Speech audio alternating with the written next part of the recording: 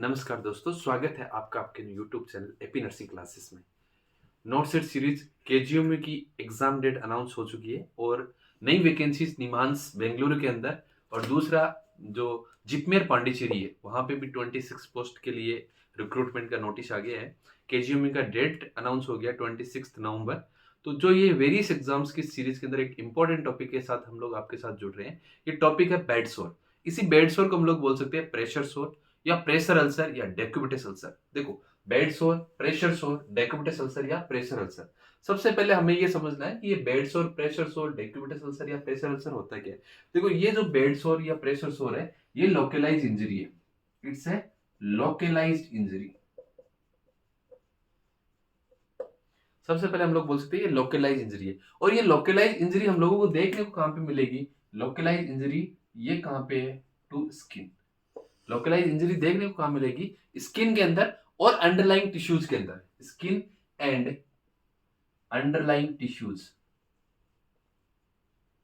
Skin and underlying tissues. सबसे पहले अगर हम लोग बेड सोर को डिफाइन करें तो बेड सोर क्या है? एक लोकलाइज इंजरी है स्किन के अंदर और अंडरलाइंग टिश्यूज के अंदर। यूजुअली ये किसकी कहां पे होगी? यूजुअली हम लोगों को कहां पे देखने मिलेगी? बोनी प्रोमिनेंस पे। यूजुअली हम लोगों को देखने को कहां पे मिलेगी? बोनी प्रोमिनेंस पे। ये जो स्किन और अंडरलाइंग टिश्यूज के अंदर लोकलाइज इंजरी है ये बोनी प्रोमिनेंस एरिया पे देखने में मिलेगी। और ये किसकी वजह से होगी? Prolonged pressure. प्रोलॉन्ग्ड, एक वर्ड हम लोग यहाँ पे यूज कर सकते हैं, prolonged unrelieved pressure. Prolonged unrelieved pressure. देखो, सिंपली बेड सोर को हम लोग डिफाइन करें तो एक लोकलाइज इंजरी होगी और ये लोकलाइज इंजरी कहां पे होगी? स्किन पे होगी और अंडरलाइंग टिश्यूज पे होगी और specially on the bony prominence. जितने भी बोनी प्रोमिनेंस आगे हम लोग पढ़ेंगे कि ये जो बेड सोर्स की मोस्ट कॉमन जो साइट्स है उनकी हम लोग बात करेंगे। और ये किसकी वजह से होगा? Prolonged unrelieved pressure. अगर प्रेशर रिलीव नहीं हो रहा है और प्रोलॉन्ग टाइम पे बोनी एरियाज पे प्रेशर लग रहा है उसकी वजह से जो होगा वो क्या होगा? बेड सोर। देखो, बेड सोर किसी पेशेंट को हो रहा है तो ये नर्सिंग केयर के अंदर डिफॉल्ट है। ये नर्स की रेस्पॉन्सिबिलिटी है कि पेशेंट को बेड सोर वहां पे नहीं होना चाहिए। अब देखो, अगर हम लोग बात करें इस बेड सोर के कोजेज और रिस्क फैक्टर की, हम लोग पढ़ रहे हैं कि इस बेड सोर के कोजेज क्या हो सकते हैं और रिस्क फैक्टर क्या क्या हो सकते हैं। देखो, बेसिकली बेड सोर के हमारे पास 4 कोजेज हो सकते हैं। ये 4 कोजेज हमारे पास हो सकते हैं। एक हो सकता है प्रेशर, एक हो सकता है हमारे पास फ्रिक्शन, एक हमारे पास हो सकता है मॉइस्चर, एक हमारे पास रीजन हो सकता है, कोज हो सकता है सीयर। 4 कोजेस हो सकते हैं। प्रेशर हो सकता है, फ्रिक्शन हो सकता है, मॉइस्चर हो सकता है और सीयर हो सकता है। अगर रिस्क फैक्टर की हम लोग बात करें तो रिस्क फैक्टर हमारे पास हो सकता है ओबेज पेशेंट या ओबेज पर्सन, कोई भी मोटा पर्सन है उसके अंदर रिस्क फैक्टर है, रिस्क है। या बेड रिडन पेशेंट हो सकता है, कंटिन्यूस बेड रिडन हो सकता है। बेड रिडन कोई पर्सन है, बेड रिडन पर्सन हो सकता है। माल नरिश्ड पर्सन है, माल नरिश्ड पर्सन है। कोई थिन पेशेंट है, कोई वेरी थिन पेशेंट है जिसके अंदर सीयरिंग होने के चांस रहेंगे। या हम लोग बोल सकते हैं एडवांस एज हो सकती है किसी पर्सन की, एडवांस एज यहाँ पे रेस्पॉन्सिबल हो सकती है। या किसी पेशेंट को प्लास्टर कास्ट लगा है, प्लास्टर कास्ट वाला पेशेंट भी रिस्क पे रहेगा। या सबसे इंपॉर्टेंट है पेशेंट को पैरालिसिस हुआ है। अगर किसी पेशेंट को पैरालिसिस को से हेमीप्लेजिया हो, पैराप्लेजिया हो, पैरालिसिस का पेशेंट है तो उसके अंदर भी रिस्क फैक्टर है। देखो, अगर बेड सोर और प्रेशर सोर की बात करें इसके कोजेस 4 हो सकते हैं। प्रेशर हो सकता है, फ्रिक्शन हो सकता है, मॉइस्चर हो सकता है और सीयर हो सकता है। रिस्क फैक्टर हमने पढ़े, ओबेज पर्सन हो सकता है, बेड रिटन पेशेंट, मालनरिश्ड हो सकता है, थिन पेशेंट हो सकता है, एडवांस एज हो सकती है, प्लास्टर कास्ट हो सकता है और पैरालिसिस। देखो, थिन पेशेंट के अंदर सीयरिंग होने के चांस रहेंगे। अब हम लोग बात करते हैं इन कोजेस को अगर हम लोग डिटेल में डिस्क्राइब करें कि ये कोजेस कैसे कैसे हमारे पास कोज करते हैं।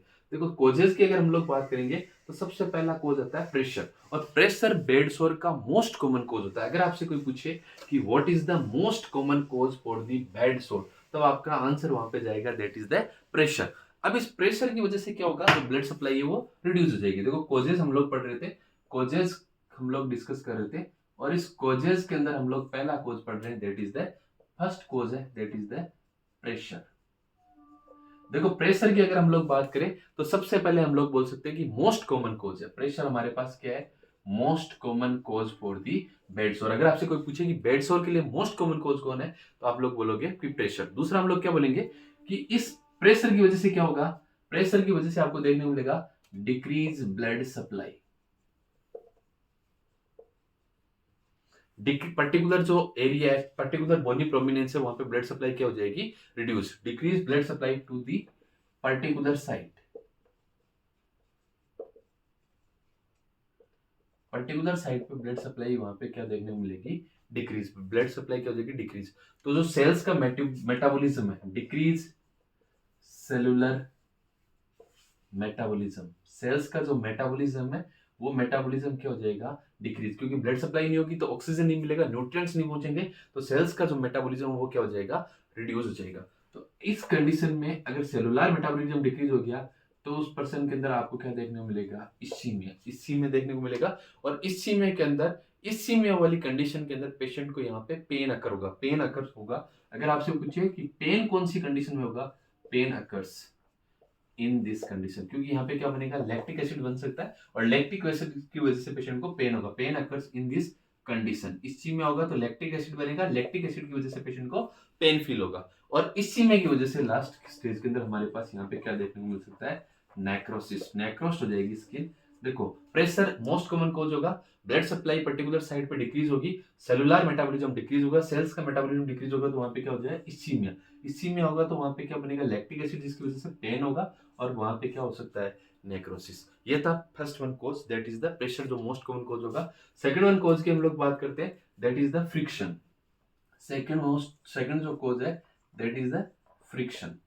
देखो फ्रिक्शन की अगर हम लोग बात करें तो फ्रिक्शन के अंदर हम लोग बोल सकते हैं कि कोई वेरी थिन पेशेंट है, अगर पेशेंट कैसा है, थिन पेशेंट है, अगर थिन पेशेंट है, वेरी थिन पेशेंट है, तो उसके अंदर जो कोज होगा वो क्या हो सकता है, फ्रिक्शन। और इसके अंदर क्या होगा, जो थिन पेशेंट है तो उसके अंदर क्या होगा, लेक ऑफ, एक तो फैट, जो उस पर्सन है उसके अंदर फैट कम होगा, दूसरा मसल्स कम ग्रो करेगी, फैट कम होगा, मसल्स कम ग्रो करेगी, तो वहां पे, और ये इसका मोस्ट कॉमन रीजन हो सकता है कि अगर रिंकल्स है बेड पे, अगर रिंकल्स बेड पे है तो रिंकल्स होने की वजह से पेशेंट को फ्रिक्शन होगा, और फ्रिक्शन की वजह से पेशेंट को क्या होगा, बेड सोर या प्रेशर सोर। दो कॉजेस हमने पढ़ लिए हैं, पहला प्रेशर और दूसरा हमने पढ़ा फ्रिक्शन। थर्ड वन हम लोग पढ़े थे, that is the moisture. Third one cause हम लोग पढ़ते हैं, दैट इज द मॉइस्चर। अब देखो मॉइस्चर हो सकता है कि पेशेंट के अंदर कोई यूरिनरी इनकॉन्टिनेंस हो रहा है, या किसी पेशेंट के अंदर कैथेटर से कोई लीकेज हो रहा है, कोई कैथेटर यूरिनरी कैथेटराइजेशन हमने किया है और उस कैथेटर से कोई लीकेज अगर आपको देखने को मिल रहा है तो वो मॉइस्चर, और मॉइस्चर की वजह से क्या होता है,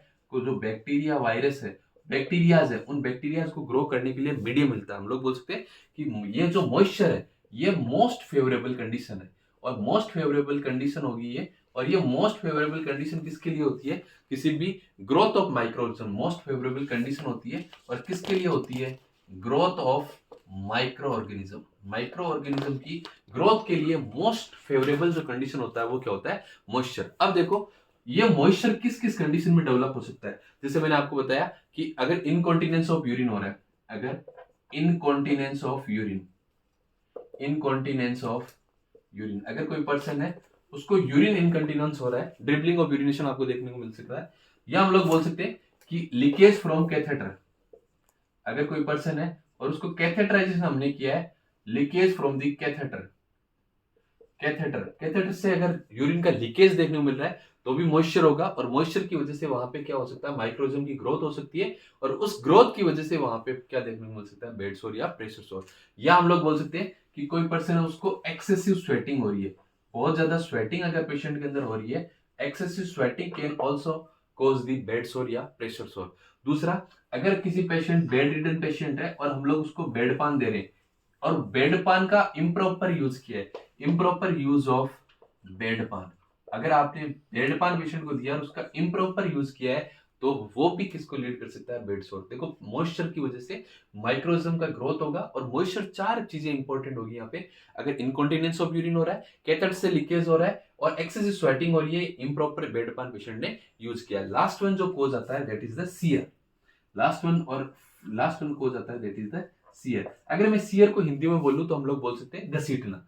सीयर का मतलब हिंदी में अगर हम लोग बोले तो हम लोग बोल सकते हैं घसीटना। देखो हिंदी में वर्ड इसलिए लिख रहा हूं कि ये इजी होगा हमारे लिए समझना। यहाँ पे सीयरिंग का मतलब, सीयरिंग का मतलब है कि जब स्किन पे फोर्स लगेगा, या स्किन पे फोर्स लगेगा, और स्किन पे फोर्स क्यों लगेगा, जब रॉन्ग पैटर्न से किसी पेशेंट की पोजीशन को चेंज किया जा रहा है, wrong pattern of change position of patient, wrong pattern of change position of the patient. तो सियरिंग की वजह से, सियरिंग भी किसको लीड कर सकता है, बेड सोर को लीड कर सकता है। यहां तक हमने पढ़े 4 कॉजेस पढ़े। 4 कॉजेस के अंदर सबसे पहला हमने पढ़ा प्रेशर, प्रेशर के बाद में हमने पढ़ा फ्रिक्शन, मॉइस्चर और सियर, और रिस्क फैक्टर हमने पढ़े। अब हम लोग बात करते हैं कि इस बेड सोर के लिए हमारे पास क्या पैथोफिजियोलॉजी हो सकती है, कि ये बेड सोर कैसे कैसे होता है। देखो यहाँ पे जो मेन पैथोफिजियोलॉजी के अंदर होगा कि ब्लड सप्लाई डिक्रीज होगी, ब्लड सप्लाई डिक्रीज होने की वजह से वहां पे इस्चीमिया होगा, इस्चीमिया की वजह से नेक्रोसिस देखने को मिलेगा, और नेक्रोसिस की वजह से प्रेशर सोर होगा। तो हम लोग सबसे पहले अगर इसकी पैथोफिजियोलॉजी की बात करें तो पैथोफिजियोलॉजी के अंदर सबसे पहले हम लोग देखते हैं कि इसकी पैथोफिजियोलॉजी के अंदर कोई भी इटियोलॉजिकल फैक्टर होगा। देखो सबसे पहले हम लोग बोल सकते हैं कि due to any etiological factor, etiological या कॉजेटिव जो फैक्टर्स हमने पढ़े थे, इटियोलॉजिकल फैक्टर जो सियर हो सकता है, फ्रिक्शन हो सकता है, मॉइस्चर हो सकता है, प्रेशर हो सकता है, या रिस्क फैक्टर्स हो सकते हैं। अब ये क्या करेंगे, ये जो इटियोलॉजिकल फैक्टर्स है ये एक्ट करेंगे, ये बेसिकली एक्ट करते हैं एरियाज ऑफ सॉफ्ट टिश्यूज पे। ये एक्ट करेंगे, act on areas of soft tissue, areas of soft tissue. ये एरियाज ऑफ सॉफ्ट टिश्यू कहां पे होंगे, स्पेशली बोनी प्रोमिनेंस पे, स्पेशली बोनी प्रोमिनेंस पे, बोनी प्रोमिनेंस पे। देखो इटियोलॉजिकल फैक्टर की वजह से act on areas of the soft tissue, और सॉफ्ट टिश्यूज के एरियाज हमारे पास कौन से हो सकते हैं, बोनी प्रोमिनेंस पे। और इसकी वजह से क्या होगा, अगर प्रेशर एक्सीड होगा, when pressure exceeds then the normal capillary pressure, normal capillary pressure, अगर ये जो प्रेशर है वो नॉर्मल कैपिलरी प्रेशर से ज्यादा होगा, तब हम लोगों को क्या देखने को मिलेगा, अक्लूजन एंड टियरिंग। देखो अगर ये प्रेशर जो फ्रिक्शन जो किसी भी इटियोलॉजिकल फैक्टर की वजह से सॉफ्ट टिश्यूज पे जो प्रेशर लग रहा है वो नॉर्मल कैपिलरी प्रेशर से ज्यादा होगा, तो आपको देखने को मिलेगा टियरिंग देखने को मिलेगी। और टियरिंग किसको देखने, अक्लूजन एंड टियरिंग किसके अंदर देखने को मिलेगा, small blood vessels, small blood vessels. अगर स्मॉल ब्लड वेसल्स के अंदर अक्लूजन एंड टियरिंग होगी तो हम लोग क्या बोलेंगे, जो टिश्यूज का परफ्यूजन है वो क्या हो जाएगा, रिड्यूस। हम लोग बोल सकते हैं reduced tissue perfusion, tissue perfusion वहां पे क्या हो जाएगा, रिड्यूस। अगर टिश्यू परफ्यूजन रिड्यूस होगा तो पेशेंट के पास हम लोगों को क्या देखने को मिलेगा, इस्चीमिया। क्या देखने को मिलेगा, इस्चीमिया, या हम लोग बोल सकते हैं नेक्रोसिस। क्या देखने को मिलेगा, नेक्रोसिस। और इस्चीमिया और नेक्रोसिस का रिजल्ट हम लोगों को क्या देखने को मिलेगा, प्रेशर सोर। क्या देखने को मिलेगा, प्रेशर सोर। देखो किसी भी इटियोलॉजिकल फैक्टर की वजह से होगा, और ये एक्ट करेंगे सॉफ्ट टिश्यूज पे, सॉफ्ट टिश्यूज पे वहां पे स्पेशली बोनी प्रोमिनेंस पे, और उसकी वजह से क्या होगा, जब प्रेशर एक्सीड होगा then the normal capillary pressure, तो जो स्मॉल ब्लड वेसल्स है उनके अंदर टियरिंग और अक्लूजन देखने को मिलेगा, जिसकी वजह से क्या होगा, टिश्यू परफ्यूजन रिड्यूस हो जाएगा, इसी में या नेक्रोसिस की कंडीशन होगी, और हम लोगों को क्या देखने को मिलेगा, प्रेशर सोर। अब देखो एक इंपॉर्टेंट चीज आती है, कॉम्पिटिटिव एग्जाम में डायरेक्टली क्वेश्चन पूछा जाता है कि what are the common sites for the bed sore. अब बेड सोर की साइट्स की हम लोग बात करें तो पेशेंट की जो पोजीशन है उस पे ये साइट्स डिपेंड करेगी कि पेशेंट सुपाइन पोजीशन में है, पेशेंट प्रोन पोजीशन में, या पेशेंट साइड लाइन पोजीशन में। On the basis of position, position के बेसिस पे हमारे पास ये बेड सोर की साइट्स होगी। तो हम लोग बात करते हैं कि कॉमन साइट्स, अगर हम लोग बात करें कॉमन साइट्स, कॉमन साइट्स के अंदर अगर हम लोग बात करें तो सबसे पहले जो कॉमन साइट्स हो सकती है ऑन सुपाइन पोजीशन। सबसे पहले हम लोग बात करें सुपाइन पोजीशन। देखो अगर सुपाइन पोजीशन की बात करें तो patient lies on his back, patient lie किस पे करेगा, बैक पे। तो प्रेशर पॉइंट कौन कौन से होंगे, देखो सबसे पहले होगा ऑक्सीपुट, या हम लोग बोल सकते हैं बैक ऑफ द हेड। पहला जो पॉइंट होगा, प्रेशर पॉइंट होगा बैक ऑफ हेड, जिसको हम लोग बोल सकते हैं ऑक्सीपुट। उसके बाद में ऑक्सीपुट के बाद में हम लोग बात करें हमारे शोल्डर्स, शोल्डर्स के लिए हम लोग बोल सकते हैं स्केपुला, शोल्डर, स्केपुला 1 हो सकती है शोल्डर, और जिसके अंदर हमारे पास होगा स्केपुला। शोल्डर के बाद में हमारे पास होगी that is the elbow, elbow के बाद में एरिया होगा सैक्रम वाला, एल्बो, एल्बो के बाद में होगा सैक्रम वाला एरिया होगा, और सैक्रम वाले एरिया के बाद में जो हमारे पैर का हिल है, हिल वाला एरिया, ये सुपाइन पोजीशन के अंदर प्रेशर सोर या बेड सोर की कॉमन साइट होगी। सुपाइन पोजीशन के बाद में अगर हम लोग बात करें, सेकंड वन आती है हमारे पास प्रोन पोजीशन। अगर प्रोन पोजीशन के अंदर क्या होगा, पेशेंट लाइज, देखो सुपाइन पोजीशन में patient lies on his back, और पेशेंट प्रोन पोजीशन के अंदर क्या होगा, patient lies on his chest. Patient कैसे लाई करेगा, चेस्ट पे। तो यहाँ पे प्रोन पोजीशन के अंदर जो बेड सोर की साइट हो सकती है हमारे ईयर, पेशेंट के चिक्स, ईयर हो सकते हैं, चिक्स हो सकते हैं, ब्रेस्ट, ब्रेस्ट किसके अंदर देखने को मिलेंगे, फीमेल पेशेंट के अंदर। अगर मेल पेशेंट है तो जेनाइटल्स, जेनाइटल किसके अंदर देखने को मिलेंगे, मेल पेशेंट के अंदर क्या देखने को मिलेंगे, जेनाइटल्स। और दोनों जेंडर्स के अंदर अगर हम लोग बात करें तो नी वहां पे क्या रहेगा, कॉमन, मेल और फीमेल दोनों ही जेंडर्स के अंदर। उसके अलावा हम लोग बात करें, अगर पेशेंट लेटरल पोजीशन में लाई कर रहा है, lateral position, lateral position, sideline position जिसके हम लोग बोल सकते हैं, तब हमारे पास प्रेशर पॉइंट यहाँ पे क्या हो सकता है, रिब्स, हमारी रिब्स, जो रिब्स हो सकती है, और इलियक क्रेस्ट, रिब्स, और रिब्स के बाद में साइट हो सकती है इलियक क्रेस्ट। और इलियक क्रेस्ट के अंदर भी मोस्ट कॉमन होता है, that is the greater trochanter. Iliac crest के अंदर भी मोस्ट कॉमन जो होगा, that is the greater trochanter. पूछा जाने वाला क्वेश्चन ये होगा कि इलियक क्रेस्ट में भी मोस्ट साइट कौन सा होगा, दैट इज द ग्रेटर ट्रॉन्केटर। ये हमारी कॉमन साइट्स होगी सुपाइन पोजीशन में, प्रोन पोजीशन में और लेटरल पोजीशन में। अब हम लोग बात करते हैं इसके स्टेजेस की, या हम लोग बोले क्लासिफिकेशन ऑफ बेड सोर। तो बेसिकली अगर हम लोग स्टेजेस और क्लासिफिकेशन की बात करें तो बेड सोर को बेसिकली 4 साइट्स के अंदर या 4 टाइप में क्लासिफाई कर सकते हैं। Stage first, stage second, stage third और स्टेज फोर्थ। जो स्टेज फर्स्ट है उसके अंदर ओनली एपिडर्मिस इन्वॉल्व होती है। स्टेज सेकंड जिसके अंदर एपिडर्मिस और डर्मिस इन्वॉल्व होती है। स्टेज थर्ड जिसके अंदर एपिडर्मिस, डर्मिस और सबक्यूटेनियस लेयर इन्वॉल्व होती है। और स्टेज फोर्थ जहां पे स्किन की सारी लेयर्स वहां पे इन्वॉल्व होती है। तो सबसे पहले हम लोग बात करते हैं स्टेजेस और क्लासिफिकेशन ऑफ बेड सोर। Stages and classification of bed सोर, stages and classification of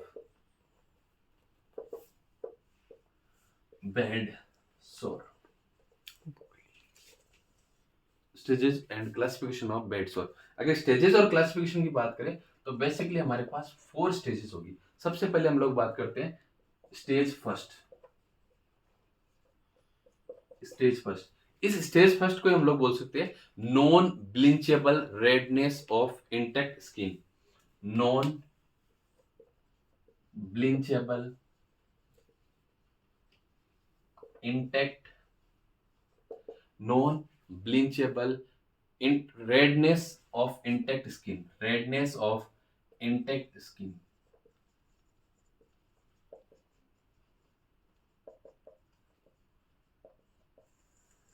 stage first है नॉन ब्लिंचेबल। देखो सबसे पहले अगर हम लोग स्टेज फर्स्ट की बात करें तो यहाँ पे ओनली स्किन की एपिडर्मिस लेयर इन्वॉल्व होगी। एपिडर्मिस इन्वॉल्व, ओनली एपिडर्मिस जो लेयर है दैट विल बी इन्वॉल्व। उसके अलावा हमारे पास क्या होगा, यहाँ पे स्किन कैसी रहेगी, इंटेक्ट। यहाँ पे स्किन कैसी रहेगी, इंटेक्ट। स्किन इंटेक्ट रहेगी। उसके साथ साथ हमारे पास क्या होगा, नॉन ब्लिंचेबल इरिथमा, नॉन ब्लिंचेबल इरिथमा। यहाँ पे स्किन के अंदर कोई भी ब्रेक नहीं होगा, कंटिन्यूटी स्किन की ब्रेक नहीं होगी, और लोकलाइज एरिया के अंदर होगा, और स्पेशली बोनी प्रोमिनेंस पे, specially on the bony prominence पे। स्किन के अंदर आपको क्या देखने को मिलेगा, रेडनेस। देखो रेडनेस देखने को मिलेगा। पेन यहाँ पे प्रेजेंट होता है पेशेंट के अंदर, पेन प्रेजेंट होगा, रेडनेस आपको देखने को मिलेगी। और ये साइट इंडिकेट करती है 8 रिस्क पर्सन। ये साइट, ये जो फर्स्ट स्टेज है ये इंडिकेट करती है 8 रिस्क पर्सन। ये किसको इंडिकेट करती है कि पर्सन बेड सोर के लिए रिस्कफुल है। स्टेज फर्स्ट के अंदर एपिडर्मिस इन्वॉल्व होती है, स्किन इंटेक्टेड होती है, रेडनेस देखने को मिलेगा, पेन देखने को मिलेगा, और पर्सन कैसा होता है 8 रिस्क। अब हम लोग बात करते हैं स्टेज सेकंड की। उसके बाद में हमारे पास आती है स्टेज सेकंड। ये थी स्टेज फर्स्ट। स्टेज सेकंड के अंदर क्या होगा, एपिडर्मिस के साथ साथ डर्मिस भी इन्वॉल्व होगी। पार्शियल थिकनेस, जो स्टेज सेकंड आती है हमारे पास, सेकंड वन स्टेज है, that is the stage second. Stage second होगा, इस स्टेज सेकंड को हम लोग बोल सकते हैं partial thickness skin loss. Partial thickness skin loss और ब्लिस्टर। स्टेज के अंदर ब्लिस्टर का फॉर्मेशन होना स्टार्ट हो जाता है। देखो स्टेज सेकंड के अंदर हम लोग बोले तो यहाँ पे जो स्किन की लेयर है एपिडर्मिस तो इन्वॉल्व होगी। एपिडर्मिस के साथ साथ यहाँ पे जो डर्मिस लेयर है, एपिडर्मिस और डर्मिस दोनों लेयर यहाँ पे इन्वॉल्व होती है। दूसरा हम लोग बोल सकते हैं कि पार्शियल थिकनेस लॉस होगा, पार्शियल थिकनेस लॉस होगा किसका, dermis present as the shallow ulcer. और डर्मिस पे क्या होंगे, डर्मिस पे यहाँ पे क्या प्रेजेंट होंगे, सेलो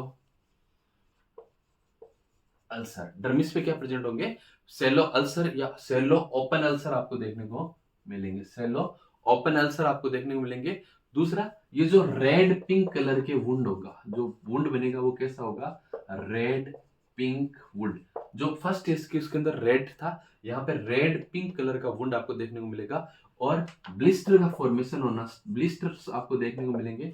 और पेन यहाँ पे प्रेजेंट होगा, सीवियर पेन आपको देखने को मिलेगा। पेन कैसा होगा, सीवियर पेन आपको देखने को मिलेगा। अल्सर में भी अल्सर्स जो बनेंगे उनको हम लोग रेफर कर सकते हैं एज ए ब्लिस्टर। देखो एपिडर्मिस और डर्मिस इन्वॉल्व होगी, पार्शियल थिकनेस का लॉस होगा, रेड पिंक कलर का वुंड बनेगा, ब्लिस्टर। देखो इनमें से स्टेजेस में क्या पूछा जाएगा कि पेन कौन सी स्टेज के अंदर प्रेजेंट होगा या एब्सेंट होगा, कौन सी लेयर यहाँ पे इन्वॉल्व होगी, मसल्स बोन वो सब इन्वॉल्व हो रहे हैं या नहीं हो रहे हैं। ये थी स्टेज सेकंड। अब हम लोग बात करते हैं स्टेज थर्ड की। हम लोग बात करते हैं स्टेज थर्ड। स्टेज थर्ड के अंदर क्या होगा, इस एपिडर्मिस और डर्मिस के साथ सबक्यूटेनियस टिश्यू, जहां पे हम लोग बोल सकते हैं कि फेट वहां पे विजिबल होगी, फेट हम लोगों को विजिबल होना स्टार्ट हो जाएगा। थर्ड वन आती है that is the full thickness skin loss, full thickness skin loss. Third one stage आती है फुल थिकनेस स्किन लॉस। और इस स्टेज के अंदर हमारे पास जो फेट है वो क्या होती है, विजिबल, या हम लोग बोल सकते हैं फेट विजिबल स्टेट। फेट यहाँ पे क्या होती है, विजिबल।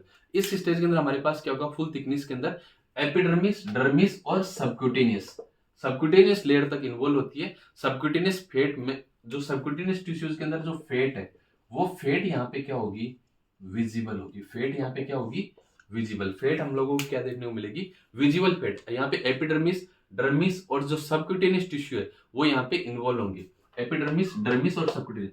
तो वुंड कैसा होगा, डीप वुंड होगा। एपिडर्मिस, डर्मिस और सबक्यूटेनियस अगर इन्वॉल्व होगी तो पेशेंट के अंदर डीप वुंड होगा। बट यहाँ पे बोन, मसल्स और टेंडन, डीप वुंड बनेगा बट बोन, मसल्स और जो टेंडल्स है वो विजिबल यहाँ पे नहीं होंगे।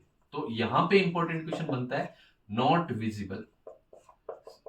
देखो क्वेश्चन ये बनता है कि थर्ड स्टेज के अंदर क्या बोन, मसल्स और टेंडन विजिबल होंगे, बोन, मसल्स और टेंडन विजिबल नहीं होते हैं। एपिडर्मिस, डर्मिस और सबक्यूटेनियस इन्वॉल्व होती है और फेट यहाँ पे विजिबल होती है, इसलिए इस स्टेज का दूसरा नाम भी होता है फेट विजिबल स्टेज। अब सब सबक्यूटेनियस लेयर है वहां पे, देखो एक इंपॉर्टेंट चीज है, सबक्यूटेनियस लेयर पे रिलेटिवली ब्लड सप्लाई लेस होती है। रिलेटिवली जो और लेयर की बात करें, उन लेयर से कंपेरिजन अगर हम लोग करें तो रिलेटिवली ब्लड सप्लाई है वो लेस होती है।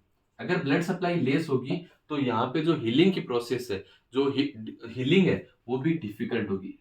हीलिंग जो है वो हीलिंग कैसी होती है, डिफिकल्ट। इस स्टेज के अंदर हीलिंग कैसी देखने को मिलती है, डिफिकल्ट हीलिंग हम लोगों को देखने को मिलती है। अब हम लोग बात करते हैं स्टेज फोर्थ। स्टेज फोर्थ के अंदर जो स्टेज फोर्थ होगी हमारे पास, जहां पे बोन, मसल्स, टेंडन विजिबल होंगे। स्टेज फोर्थ के अंदर हम लोग बोल सकते हैं full thickness tissue loss, full thickness tissue loss, full thickness tissue loss. Stage 4 है that is the full thickness tissue loss. इसके अंदर हम लोगों को क्या देखने को मिलेगा, देखो अगर एपिडर्मिस, डर्मिस, सबक्यूटेनियस लेयर्स के साथ साथ हमारी जो मसल्स, टेंडन और बोन है वो भी यहाँ पे मसल्स, बोन, टेंडन, यहां तक वो जो वुंड है वो यहां तक एक्सटेंड होंगे। और इस स्टेज के अंदर हम लोगों को क्या देखने को मिलेगा, मसल, टेंडन और इवन बोन तक ये एक्सटेंड होगा। और ये कैसा होगा, डीपेस्ट वुंड। ये कैसा होगा, स्टेज फोर्थ के अंदर डीपेस्ट वुंड बनेगा। देखो एक चीज मैं बताना भूल गया, जो स्टेज थर्ड है, स्टेज थर्ड और फोर्थ के अंदर पेन एब्सेंट होता है, क्योंकि यहाँ पे नर्व को डैमेज कर देता है, वुंड जो बनेगा वो नर्व रूट को डैमेज कर देगा। स्टेज थर्ड और स्टेज फोर्थ के अंदर पेन यहाँ पे क्या होता है, एब्सेंट होता है। देन अब अगर हम लोग बात करें, डीपेस्ट वुंड बनेगा, और ये जो डीपेस्ट वुंड है ऑल स्किन की लेयर्स को इन्वॉल्व करेगा। डीपेस्ट वुंड होगा जो स्किन की ऑल स्किन लेयर, और उस स्किन की लेयर के साथ साथ मसल्स की जो लेयर्स है उनको भी यहाँ पे इन्वॉल्व करेगा। अब हम लोग बात करते हैं कि किसी भी पेशेंट के अंदर अगर बेड सोर होने के चांस है तो उसका असेसमेंट हम लोग कैसे कर सकते हैं कि किसी पेशेंट को कितना रिस्क है बेड सोर होने का। तो असेसमेंट को, बेड सोर के रिस्क को असेस करने के लिए हमारे पास दो तरह की स्किल्स हो सकती है। एक स्किल हम लोग काम में लेते हैं ब्रेडन्स रिस्क असेसमेंट स्किल, और दूसरी होती है नॉर्टन्स स्किल। अगर रिस्क असेसमेंट की बात करें, असेसमेंट ऑफ बेड सोर, अगर हम लोग बोले असेसमेंट ऑफ बेड सोर, assessment of risk of bed सोर, assessment of risk of bed सोर की अगर हम लोग बात करें, इंपॉर्टेंट क्वेश्चन बनेगा। तो यहाँ पे दो तरह की स्केल हमारे पास हो सकती है।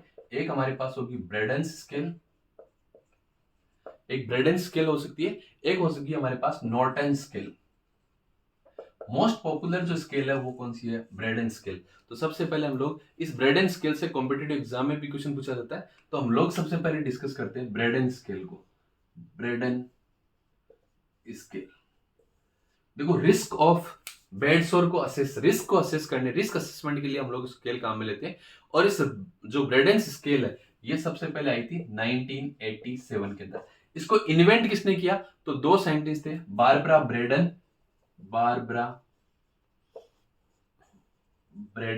और बारबरा ब्रेडन के साथ दूसरे साइंटिस्ट थे नैन्सी ब्रेजेस्ट्रॉन, नैन्सी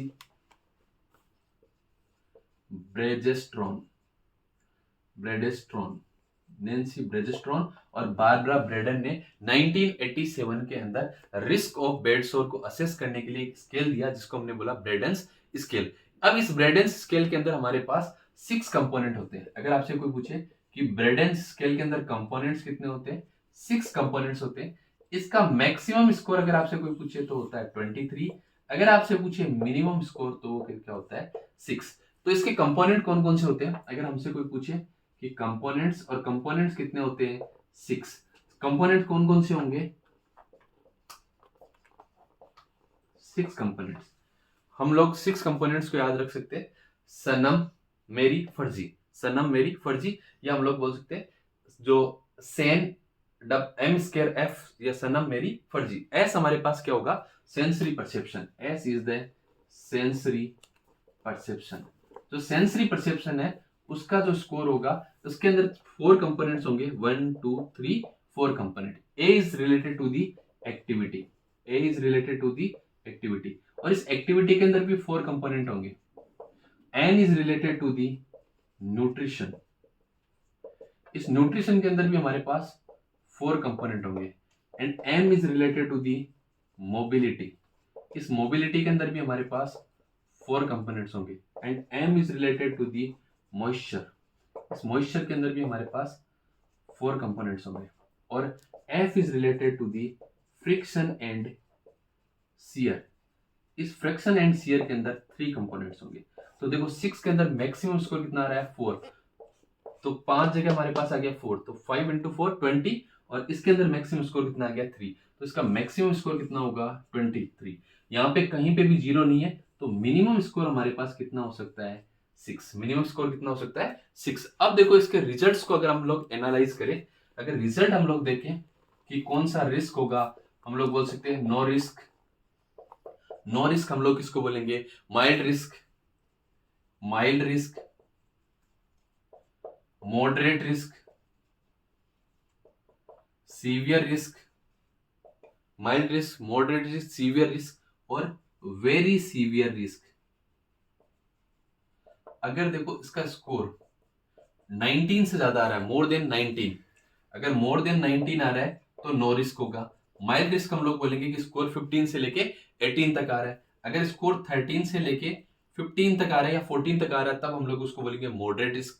अगर स्कोर हमारे पास आ रहा है 10 से लेके 12 तक तब हम लोग बोलेंगे सीवियर रिस्क। और अगर स्कोर लेस देन 9 आ रहा है तब हम लोग बोलेंगे कि very severe risk of bed सोर। दूसरा, अब हमने यहाँ पे पढ़ लिया असेसमेंट ऑफ बेड सोर।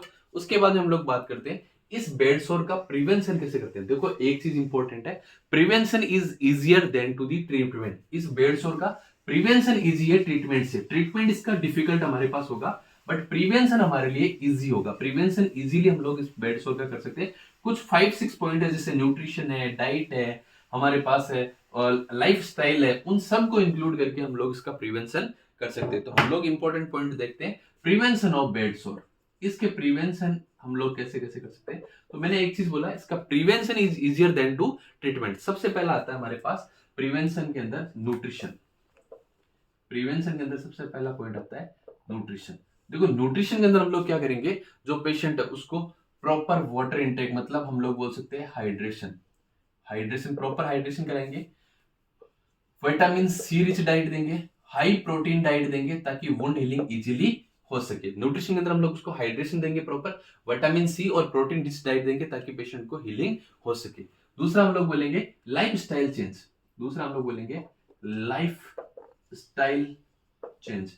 इस लाइफ स्टाइल चेंज के अंदर हम लोग क्या करेंगे, पेशेंट की लाइफ के अंदर सबसे पहले उसको बोलेंगे जो स्मोकिंग अगर पेशेंट कर रहा है तो स्मोकिंग को क्या करना है, क्विट करना है। स्मोकिंग क्विट करने से क्या होगा, ब्लड सप्लाई बढ़ेगी और जो हीलिंग है वो प्रॉपर हो पाएगी। दूसरा हम लोग बोलेंगे कि उस पेशेंट को हम लोग बोलेंगे कि एक्सरसाइज, रेगुलर एक्सरसाइज के लिए एडवाइस करेंगे। रेगुलर एक्सरसाइज, स्मोकिंग को क्विट करेंगे, रेगुलर एक्सरसाइज के लिए बोलेंगे। दूसरा एयर और वाटर मैट्रेस, एयर या वाटर मैट्रेस जो भी पॉसिबल हो उस मैट्रेस के लिए पेशेंट को हम लोग एडवाइस करेंगे। लाइफस्टाइल के बाद में next one position, next one point, और कॉम्पिटिटिव एग्जाम में जहां से क्वेश्चन पूछा जाएगा, third one point, that is the change position.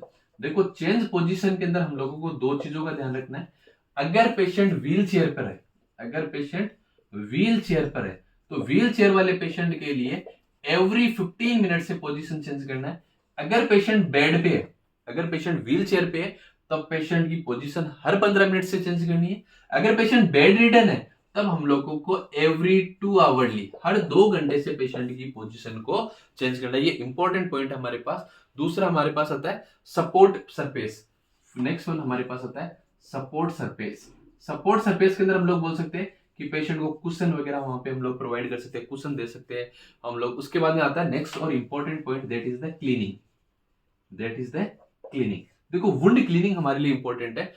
Normally जो सर्जिकल वुंड होते हैं, ये यहां से इंपॉर्टेंट क्वेश्चन है भाई, सर्जिकल वुंड की क्लीनिंग होती है इनर टू आउटर, क्योंकि सर्जन वहां पे प्रिपेयर करेगा तो इनर वाला क्या होगा, less contaminated to the more contaminated. But अगर बेड सोर का पेशेंट है, बेड सोर वाले पेशेंट के अंदर हम लोग क्लीनिंग करते हैं, वो करते हैं हम लोग आउटर टू इनर, क्योंकि आउटर सरफेस मोर क्लीन होती है than to the inner. Outer to inner हम लोग यहाँ पे क्लीन करते हैं। उसके अलावा वाटर एंड सोप से आप क्लीन कर सकते हैं, वाटर एंड सोप से हम लोग क्लीन कर सकते हैं। दूसरा हम लोग बोल सकते हैं सेलाइन से क्लीनिंग हम लोग कर सकते हैं। वाटर से क्लीनिंग हम लोग फर्स्ट स्टेज के अंदर करते हैं, सेकंड, थर्ड और फोर्थ स्टेज के अंदर हम लोग सेलाइन से क्लीनिंग करेंगे।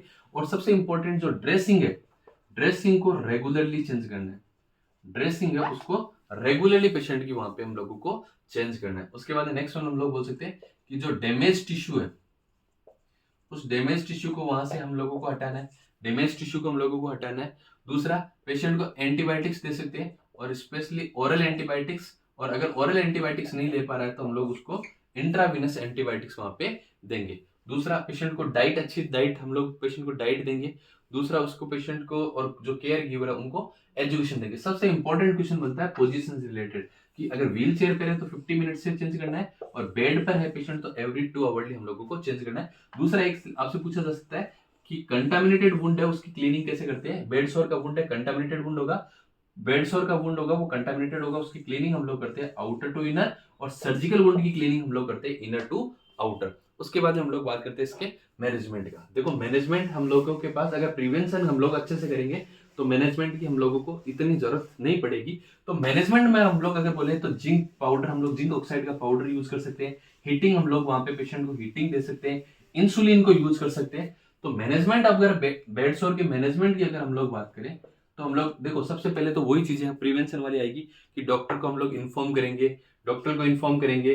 पेशेंट के जो स्किन एरिया जहां पे हुआ है उसको हम लोग असेस करेंगे, मॉइस्चर है तो उसको असेस करेंगे। तो सबसे पहले हम लोग बोल सकते हैं कि 1% जिंक पाउडर अप्लाई करेंगे, 1% जिंक पाउडर पेशेंट पे हम लोग अप्लाई करेंगे। दूसरा हम लोग क्या करेंगे यहाँ पे, that is the insulin therapy. Patient को हम लोग क्या देंगे, इंसुलिन थेरेपी। इंसुलिन थेरेपी के साथ साथ हम लोग क्या देंगे, हीट। देखो इंसुलिन थेरेपी यहाँ पे क्या करेगी, जो इंसुलिन का स्प्रे करेंगे हम लोग, इंसुलिन स्प्रे करेंगे। और इंसुलिन स्प्रे कहां पे करेंगे, वुंड पे। अगर इंसुलिन स्प्रे वुंड पे हम लोग करेंगे तो ये इंसुलिन स्प्रे क्या करेगा, वुंड हीलिंग के अंदर हेल्प करता है। ये किस में हेल्प करेगा, वुंड हीलिंग के अंदर हेल्प करता है। अगर हीट हम लोग देते हैं तो इंपॉर्टेंट ध्यान रखना है, 75 वोल्ट बल्ब, हीट के अंदर 75 वोल्ट का बल्ब हम लोग काम में लेते हैं। और 75 वोल्ट का बल्ब हम लोग अगर काम में लेंगे तो 45 सेंटीमीटर का डिस्टेंस रखना है आपको। कितना डिस्टेंस रखना है, 45 सेंटीमीटर का। अगर हम लोग 100 वोल्ट का बल्ब ले रहे हैं, 100 वोल्ट बल्ब, अगर 100 वोल्ट का बल्ब ले रहे हैं तब हमारे पास जो डिस्टेंस होगा वो होगा 75 सेंटीमीटर। ये जो हम लोग हीटिंग दे रहे हैं, हीटिंग की वजह से क्या होगा, वेसोडाइलेशन। क्या होगा, वेसोडाइलेशन। और वेसोडाइलेशन होगा तो ब्लड सप्लाई वहां पे बढ़ेगी, क्योंकि बेड सोर किसकी वजह से हो रहा है, ब्लड सप्लाई डिक्रीज होने से। ब्लड सप्लाई क्या होगी, इंक्रीज। और ब्लड सप्लाई इंक्रीज होगी तो वुंड हीलिंग वहां पे इंक्रीज होगी, वुंड हीलिंग इंक्रीज होगी। ये बेसिक मैनेजमेंट हम लोग करते हैं। सर्जिकल मैनेजमेंट की रिक्वायर्ड होगी तो सर्जिकल मैनेजमेंट वहां पे परफॉर्म किया जाता है। It's all about the bed सोर। यहां से बनने वाले इंपॉर्टेंट क्वेश्चंस को हमने डिस्कस किया। अगर वीडियो अच्छा लगे तो लाइक करना, शेयर करना, सब्सक्राइब करना। Thank you so much.